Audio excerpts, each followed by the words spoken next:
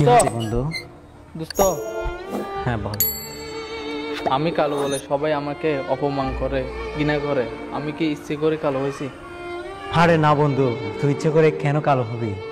কালো হতো তুই নিজে হস নাই। মহান আল্লাহ তোকে নিজে পছন্দ করে কালো মানুষ হিসেবে সৃষ্টি করেছে। আসলে কালো মানুষদের মন ফুলের মতো স্বচ্ছ, ওরা কারো ক্ষতি করতে চায় না। কালো মানুষদের মনে থাকে না কোনো দুলু, ওদের মন সাদা কালো।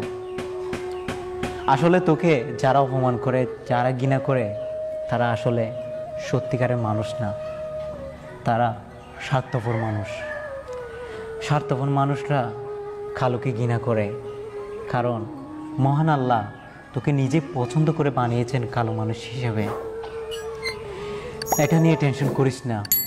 তুই কালো মানুষ হিসেবে নিজেকে নিয়ে অহংকার করবি, নিজেকে নিয়ে গর্ব করবি, নিজেকে ছোট মন করিস না। বুঝতে পারছিস? বুঝতে পারছিস বন্ধু? হ্যাঁ। আসুন আমরা কালো মানুষকে ঘৃণা নয়, বরং কালো মানুষকে ভালোবাসি। এদের মধ্যে থাকে শুধু সুন্দর একটি মন, তাদের মনে থাকে না কোনো দুলু।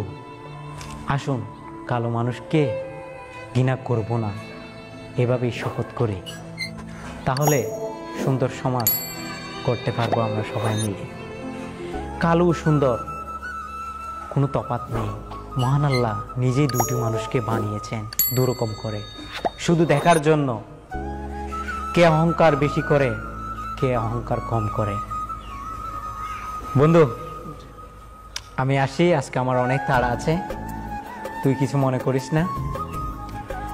তুই ভালো থাকিস, সবসময় নিজেকে বড় মনে করবি।